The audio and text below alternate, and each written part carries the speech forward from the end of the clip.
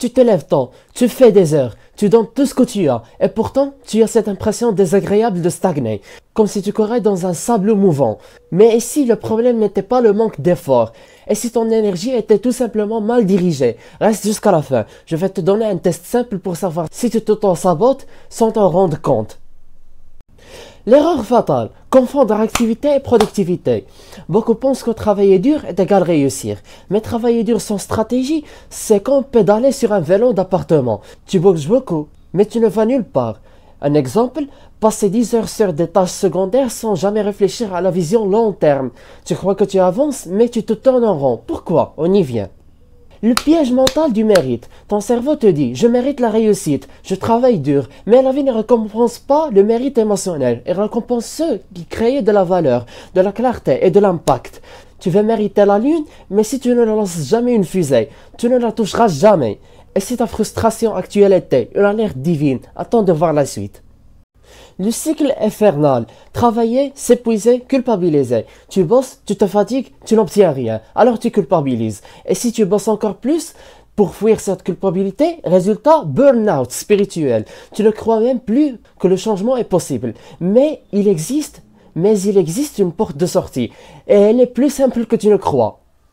Alors le vrai levier, clarté plus intention alignée. Travailler dur ne vaut rien sans clarté mentale. Tu dois savoir pourquoi tu veux ce que tu veux. Et surtout, est-ce que ça plaît à Dieu? Est-ce que ton effort te rapproche du bon chemin?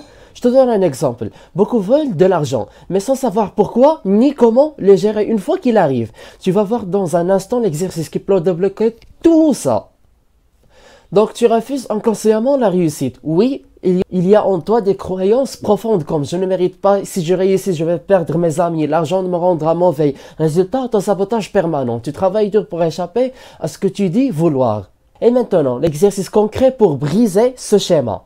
Alors, l'exercice des 3 vérités. Premièrement, note ce que tu veux vraiment. Argent, paix, liberté. Deuxièmement, demande-toi, si je l'obtenais demain, qu'est-ce que ça changerait dans ma vie?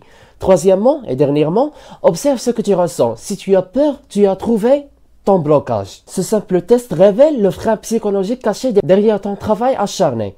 Tu veux une méthode spirituelle pour débloquer ça? Voici.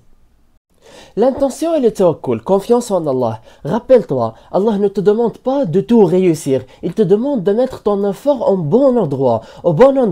Travaille avec une intention pure. Fais des doigts. Donne ton temps pour Allah. Purifie ton argent avec la sadaqa, la charité. Et ensuite, laisse-lui le reste. Et maintenant, le moment que tu attendais, la conclusion. Alors la conclusion, la nouvelle définition de la réussite. La vraie réussite, ce n'est pas de travailler dur, c'est de travailler intelligemment, aligné avec tes vraies valeurs et ta foi. Ce n'est pas de se tuer au travail, c'est de vivre une vie où chaque effort est une sadaqa, chaque objectif est une invocation. Tu veux vraiment avancer, commence par purifier ta vision, puis ta discipline suivra naturellement.